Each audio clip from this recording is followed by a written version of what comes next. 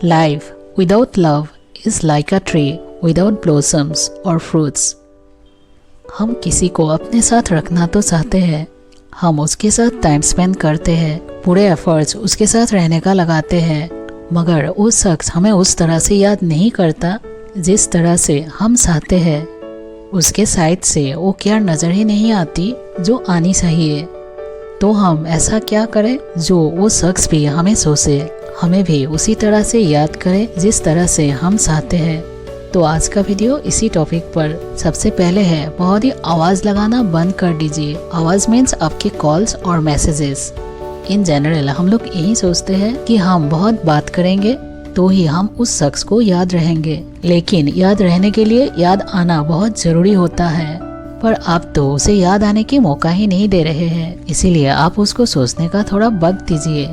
इसके बाद है, अपनी बातें या अपना पास्ट अपने आप को एक्सप्रेस करना आपको आना चाहिए। कई बार रिलेशनशिप या कोई भी रिश्ता इसीलिए भी बोर हो जाता है क्योंकि उनके पास बोलने के लिए सारी बातें खत्म हो जाती है।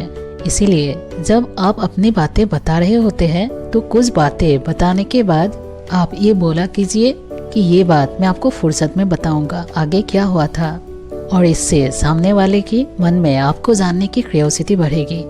आपकी बातें ही किसी भी इंसान को आपके क्लोज लाती है या आपसे दूर करती है, और इसीलिए इस पर काम करना बेहद ज़रूरी है।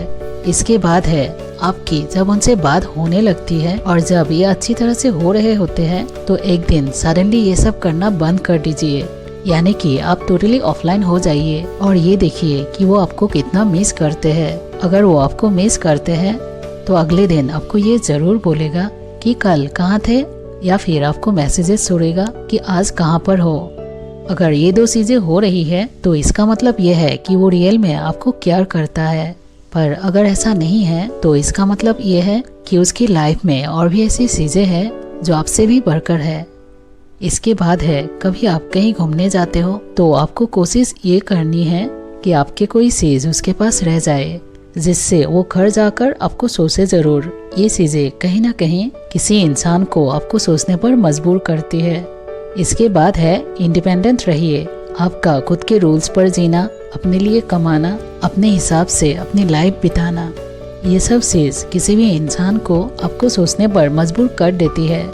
मतलब कभी भी अपने अंदर किसी भी तरह की कन्फ्यूजन लेके मत घूमिए। हमेशा क्लियर रहिए और क्लियरली बात कीजिए। ये आपके पर्सनैलिटी के लिए बहुत ही ज़्यादा ज़रूरी है। और सबसे आखिरी है, आपको वो किसी भी तरह ट्रीट करे, आपको अपनी जो खुद की रेस्पेक्ट है, आपका जो सेल्फ लव है, उससे कभी भी कॉम्प्रोमाइज़ मत कीजिए। आपको खुद को रेस्पेक्ट देनी उतनी ही ज़रूरी है जितनी सामने वाले को। इसीलिए हमेशा खुद की केयर कीजिए। अब बेशक सब कीजिए, लेकिन खुद का ख्याल रखिए। उम्मीद करती हूँ कि आपको ये बातें समझ आई होगी। अगर आप इस वीडियो में कही गई बातों से सहमत हैं तो इस चैनल को सब्सक्राइब करने के लिए ना भूलिए। Thank you.